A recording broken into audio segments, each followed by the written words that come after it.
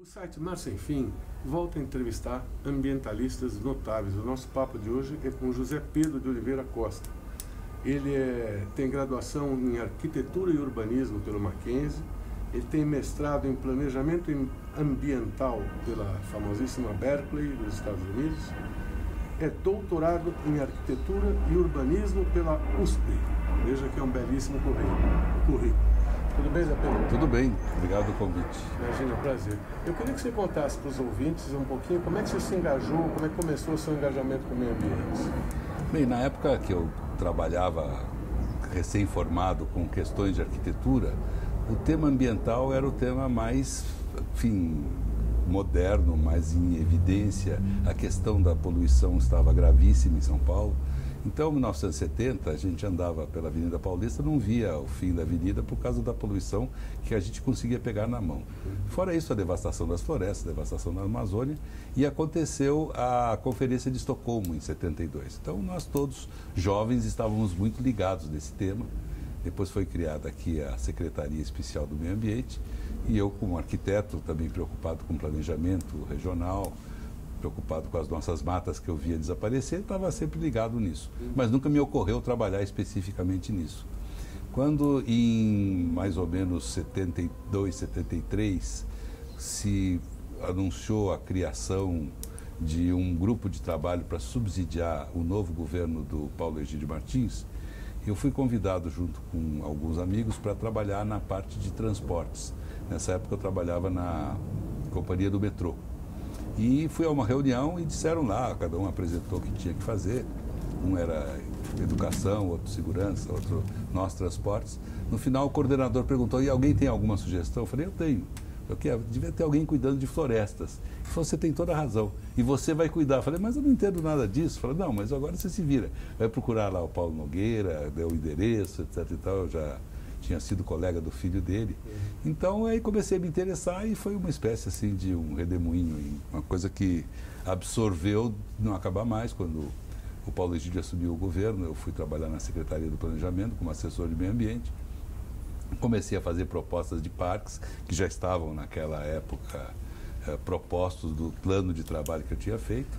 E, para minha deliciosa surpresa, saiu o Parque da Serra do Mar, o Parque da Ilhabela, que são até hoje importantes áreas protegidas da Mata Atlântica. E então, assim que eu me engajei nessa questão, quer dizer, assim, fui aprendendo autodidaticamente, porque não tinha muito onde estudar. Bom, eu lembro também um pouco daquele momento, eu como leitor de jornal, eu lembro bem do Jornal à Tarde, muito engajado nisso. Teve uma famosa capa até que acho que você deve lembrar com toda certeza, que era a Serra do Mar está caindo. Sim, tudo, sim. né? Eu li essa capa quando estava indo para o trabalho do Palácio do Governo. Nessa época era o Montoro, e peguei na rua assim, um vendedor ambulante dentro, e falei, pô, já vou chegar no Palácio, vai ter coisas interessantes hoje. Então, e eu queria que você falasse sobre isso, porque eu lembro que na sequência disso os ambientalistas começaram a agir. Parece que vocês tiveram uma excelente acolhida pelo governo da época, o Montoro, que acabou culminando com o tombamento da Serra do Mar. Isso, exatamente. Na verdade é o seguinte, quer dizer, esse meu envolvimento com a Serra do Mar vem da nossa vida, quer dizer, a Serra do Mar está presente na vida de todo paulistano que desce a serra para ir para Santos, Guarujá, para Ubatuba. Então eu estou vendo a Serra do Mar todos os dias e com seus problemas, até algumas áreas de recuperação. Mas quando eu estava trabalhando ainda com o Paulo Egídio, eu fiquei muito preocupado que eu não tinha base teórica para, de fato, trabalhar nessas questões. Então fui fazer meu mestrado em Berkeley. Consegui, quase assim, para minha surpresa, ser aceito, e fiquei 2 anos estudando lá, mas eles não tinham conhecimento do que se passa aqui. Então o que eu aprendi é que a gente tinha que aprender pela gente mesmo. Sim. Além de poder ter lido, ter feito uma série de coisas, uma série de cursos interessantes. E aí, ao voltar aqui, eu estava na época da redemocratização, e o Montoro me chamou, que eu também o conhecia por ter já alguns trabalhos que a gente tinha feito juntos. Ele sabia que nós tínhamos encontrado na Califórnia, inclusive, e ele queria que eu coordenasse o grupo de meio ambiente da campanha dele. Então eu fiz isso. E quando ele foi eleito, ele então criou o Conselho Estadual do Meio Ambiente, pelo qual eu fiquei responsável. Nessa ocasião, a gente fez a área de proteção ambiental da Serra do Mar, que fechou a proteção, que o Parque da Serra do Mar começava em Ubatuba e vai até Peruíbe, de Peruíbe até a divisa do Paraná. Fizemos uma grande área de proteção ambiental de 400 mil hectares. Então estava protegida a Serra do Mar, pelo menos oficialmente. Com este problema da queda da Serra do Mar em Cubatão, que foi resultado principalmente da poluição que destruiu a vegetação, ou seja, a poluição daquele polo petroquímico gigantesco. Então, esse polo já era um assunto conhecido. Até então, Cubatão é uma área de segurança nacional, faziam o que queriam.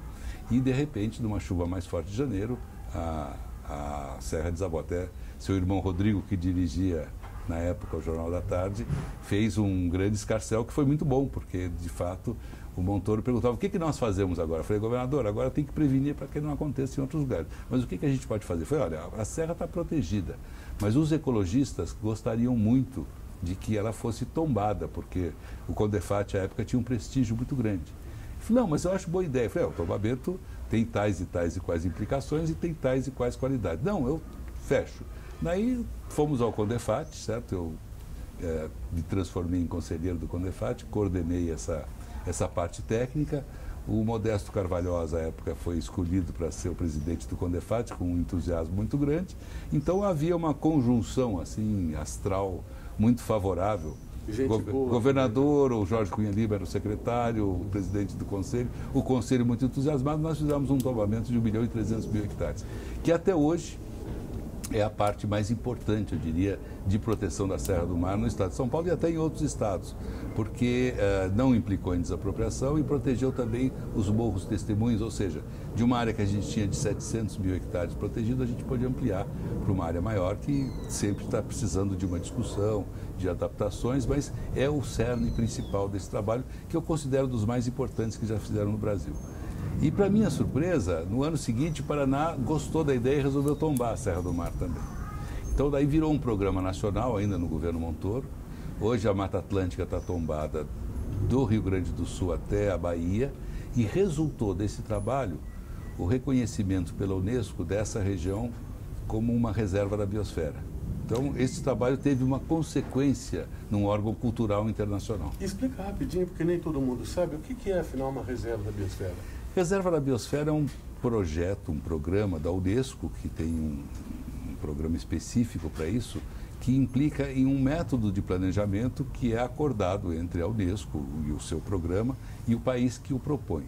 Basicamente, é uma ideia baseada em 3 princípios, que é da proteção da biodiversidade, do uso sustentável e da educação ambiental. Então, a Reserva da Biosfera é um território eleito onde deve existir a proteção da biodiversidade, no caso parques, reservas.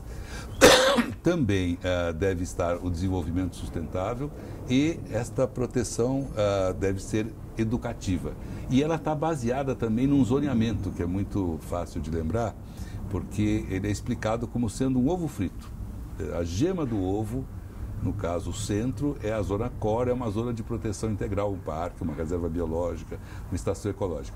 Em volta desta gema está a clara, e esta clara é uma zona de desenvolvimento sustentável, onde estão as reservas indígenas, as áreas de uso que são mais, enfim, doces com o meio ambiente, onde está aí um refúgio específico, etc. e tal, as populações tradicionais. E ainda tem uma terceira zona, que é uma zona de adaptação, uma zona tampão que fica em volta disso tudo, que seria a frigideira, no caso, certo? Em que se faz as acomodações da Reserva da Biosfera. No nosso caso, ela é como se fosse uma fritada de linguiça, porque a Serra do Mar é comprida, sim, mas é um programa que, para nossa felicidade, se deu muito bem no Brasil, e hoje vai do Piauí até o Rio Grande do Sul, e até a nossa Reserva da Biosfera é considerada, essa da Mata Atlântica, como reserva modelo, porque ela está festejando agora 25 anos de existência, com continuidade, com trabalhos bacanas, etc.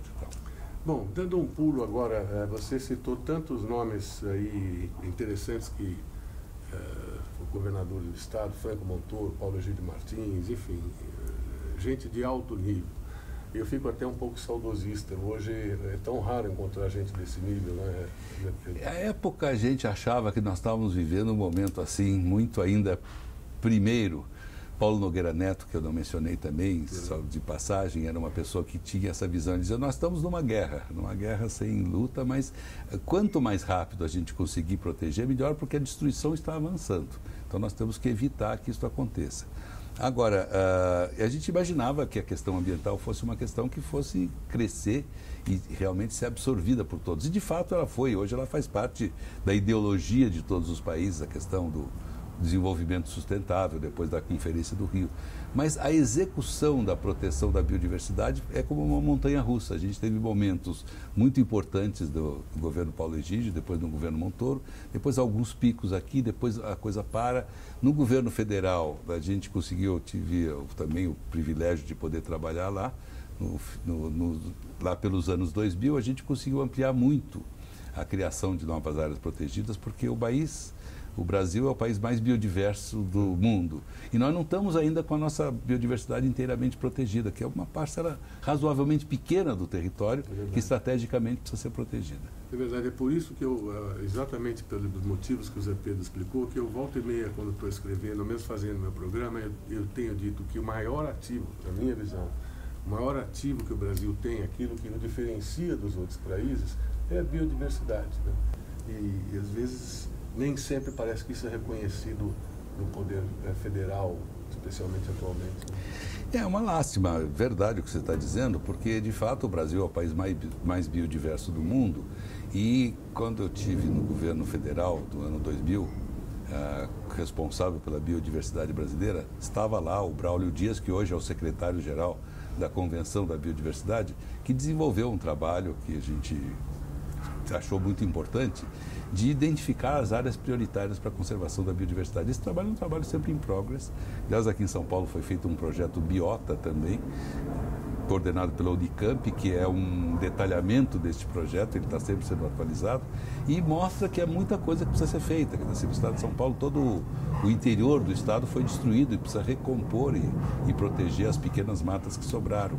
E, no caso brasileiro, nós temos que manter corredores. Essa questão da biodiversidade não é entendida, mas ela tem um valor científico, ético, moral, mas também econômico. Ou seja, a questão de medicamentos, a questão de cosméticos, que hoje é uma grande indústria, está intrinsecamente relacionada com isso. E nós conseguimos, com este programa de áreas prioritárias, avançar no governo federal muito. A gente criou o maior parque de área tropical que existe no mundo, que é o Tumucumaque, que é maior que a Bélgica, não sem algumas resistências, mas está lá colocado. Criamos grandes corredores na calha norte de proteção da biodiversidade, mas faltam os corredores, que não é uma área tão grande, norte-sul, porque com as mudanças climáticas, a fauna e a flora não têm conexão, ela tem que poder se movimentar. No caso da Mata Atlântica, a gente tem um norte-sul, está mais propício, apesar das perdas imensas que virão. Mas não tem uma programação em relação a isso é realmente uma perda. Nós conseguimos, no governo do Fernando Henrique, multiplicar por muito a criação de novas áreas protegidas, mesmo que muitas delas não estejam implementadas, mas estão garantidas, e depois a Marina Silva continuou nessa curva crescente. Quando a Marina Silva saiu do governo, isso caiu, parou assim como se fosse um raio, como se fosse uma represa que tivesse arrebentado, entendeu? A coisa parou completamente. E, bom, uma outra questão agora, Zé, eu não posso deixar de abordar a minha questão, a questão principal que eu trabalho, que é a MARE, a Zona Costeira, né? A gente sabe que tem uma das metas aí de Aichi é que os países membros da ONU protejam até 17% de sua área continental e pelo menos 10% até 2020. E o Brasil já tem, até por isso que você contou, esses avanços que vocês conseguiram, já tem esses 17% na área continental, mas na área marinha, na zona costeira, no mar territorial, é 1,5%, é muito pouco, não? É muito pouco e a compreensão é muito pequena. Tem vários fatores que levam a isso. Primeiro, o Brasil nunca teve uma costa extremamente piscosa, ou seja, não é um país líder, nunca foi um país líder da pesca, da produção pesqueira. Mas tem áreas excepcionais dentro do nosso imenso território, de muitos milhares de quilômetros, como o Abrolhos, que você conhece melhor que nós todos, como alguns recôncavos importantes, as baías, etc. e tal. Só que as baías estão inteiramente poluídas, que são basicamente lugares de reprodução de peixe, e a gente tenta o mais possível. Aqui em São Paulo, eu no momento estou vinculado a um trabalho ao governo de São Paulo, existe de fato uma preocupação grande que está sendo bem sucedida e que é uma luta de gerações de proteção desse lagamar de Cananéia, Iguape e até indo, no caso, adentro do Paraná, Guaraqueçaba. Lá, de fato, a gente tem conseguido um trabalho bom, mas São Paulo também conseguiu, graças ao secretário Chico Graziano, que se preocupou com isso há poucos anos atrás, a criação das áreas de proteção ambiental marinhas, as APAs marinhas, que estão 1.300.000 hectares aproximadamente, e que tem dado um trabalho bacana junto com os pescadores, no sentido de uso sustentável. Todo mundo fica revoltado ou se põe contra a restrição, mas se você não tiver lugares de reprodução de peixe, claro, você não tem peixe. Então, se a gente quer peixe, a gente tem que ter um balanço disso tudo. E este entendimento está começando a se consolidar. Eu falo isso frequentemente para o pessoal da náutica, que são meus amigos, que reclamam quando acontece isso. Poxa, nós não vamos mais poder aqui ou ali, essa porcaria. Eu digo, pelo amor de Deus, você não tem direito de falar isso. A vida marinha está sob um risco brutal. Se você não fizer pelo menos isso, separar algumas áreas para eles se procriarem, vai acabar de vez. Né? E eles têm, alguns, por incrível que pareça, têm dificuldade de aceitar isso. É o imediatismo, né? Uma coisa que, agora, de repente você vê, a gente começou uma campanha do mar ainda no tempo do Montoro. E o mar é fácil de você avançar e criar áreas protegidas, porque não tem proprietários, o mar é de todos. A nosso lema da campanha, que foi feita ainda na década de 80, era uma frase da então bastante conhecida vedete Leila Diniz, que dizia o seguinte: o mar é de quem o sabe amar. Entendeu? Então a gente fez alguns cartazes: o mar é de quem o sabe amar. Na verdade, o mar é lugar para você jogar dejetos, é lugar para você fazer qualquer coisa de poluição e tal. E está acontecendo isso, assim, a vida marinha está desaparecendo. Uma campanha bem sucedida das baleias, assim, realmente foi uma conscientização e as baleias hoje estão retornando. Sem dúvida, eu sempre falo isso, às vezes eu vou fazer palestras fora e eu pego pesado, eu procuro exaltar muito os problemas. Né? E muitas vezes as pessoas me falam, mas então não tem mais solução? Eu digo, não. Basta querer. Você vê, o Brasil tem 2 casos de sucesso que são a prova cabal de que querendo é possível. Um é o tamar. Sim. Né? Hoje você tem as tartarugas estão fantásticas. Toda a costa brasileira, e nos anos que eu comecei a navegar, nos anos 60, era muito difícil ver uma tartaruga. Hoje, eu sempre digo isso, eu saio de barco, 10 minutos depois você topa ver uma tartaruga. E as baleias é outro exemplo, quase extintas, parou a pesca internacional, para exceção de poucos países, pronto, elas voltaram. Então ainda dá tempo, não, Zé? O projeto Tamar é um dos projetos mais bonitos que tem no Brasil, inclusive a gente quer replicá-lo, inclusive para outras espécies terrestres, mamíferos, tem um trabalho dos macacos, você pegar uma espécie e se dedicar a ela. Estamos para lançar, recentemente foi acertado com o Instituto de Estudos Avançados da USP, de lançar uma campanha, que aproveito a convidar dia 30 de novembro, para salvar o jequitibá rosa da extinção. O jequitibá rosa é a árvore mais importante, mais bonita da Mata Atlântica, ela é o símbolo da Mata Atlântica, ela é o símbolo do estado de São Paulo, é o símbolo de várias outras coisas, foi o símbolo do PRP, do famoso Partido Republicano Paulista, e está ameaçada de extinção e não há uma ação nesse sentido. Então, dentro do Instituto de Estudos Avançados da USP, com a colaboração do Jardim Botânico do Rio de Janeiro, nós estamos organizando, a Reserva da Biosfera da Mata Atlântica também topou, para a gente fazer uma campanha que a gente vai precisar de todo mundo ajudar. Mais ou menos no estilo do Tamar, onde é que estão, quem está cuidando e o que pode ser feito. E a população responde sempre muito positivamente. Beleza. Agora eu queria dar uma virada completa na conversa. Eu queria saber da sua experiência, uma coisa que eu tenho criticado nesses programas que eu tenho feito sobre as unidades de conservação da zona costeira, foi aí que eu comecei a aprender os meandros, porque antes eu não sabia os detalhes, né? Mas uma coisa me choca, eu tenho dito isso sempre com uma frequência muito grande. Nós temos 12, quando criaram a lei do SNUC, que é o Sistema Nacional de Unidades de Conservação, foram criados 12 tipos de áreas. Eu acho absurdo 12 tipos, né? Eu queria que você comentasse isso. Com muito prazer. Eu até participei disso em vários momentos e tenho também minhas críticas e minhas proposições. Na verdade, quando apareceu a ideia dessa lei do SNUC, ela foi baseada em categorias que existem definidas pela União Internacional de Conservação da Natureza, que é uma espécie de organismo paralelo das Nações Unidas para definir teorias, critérios e etc. e tal, e muito respeitado. Eu tive o privilégio, a satisfação de ser conselheiro da IUCN, representando a América Latina por 6 anos. E é um trabalho muito sério que são feitos, inclusive com diversas... Tem especificamente uma comissão que só trata de parques nacionais, que tem hoje mais de 40 anos e que é muito... Enfim, todos os grandes nomes, todas as grandes pessoas estão trabalhando lá e ela é muito respeitada. Agora, na época que esse trabalho começou a ser feito, começou porque existiam 56 diferentes categorias. Então, aí por 1990, o Almirante Ibsen Câmara, que é um dos nossos, já falecido, um dos nossos grandes ecologistas, liderou um trabalho feito com a Funatura e outras entidades, e se fez um projeto de lei. E se queria ficar entre 8 diferentes categorias, porque essa lei do Sistema Nacional de Unidades de Conservação está dividida em 2 tipos de áreas protegidas. As de proteção integral, que tem o Parque Nacional, a Reserva Biológica, a Estação Ecológica, o Monumento Natural, elas poderiam ser menos, mas existiam histórias, existiam paixões, etc. e tal, e negociou-se isso aí, acabou ficando em 5 áreas protegidas. E o Brasil, de uma certa forma, também liderou a criação de outro tipo de áreas protegidas, que são as áreas protegidas de uso sustentável, aliás, onde o Paulo Nogueira também foi um dos, digamos assim, impulsionadores, um visionário. Então você tem a área de proteção ambiental, que não implica em desapropriação, você depois tem as reservas extrativistas, que vem do trabalho do Chico Mendes, e a coisa foi andando. De fato, 7 ou 8 delas têm sido mais utilizadas. Isso pode vir a ser diminuído? Sim, pode vir a ser diminuído em número para ficar mais fácil o entendimento. Mas a guerra fratricida foi tão grande para criar essa lei, que a lei levou 15 anos para sair.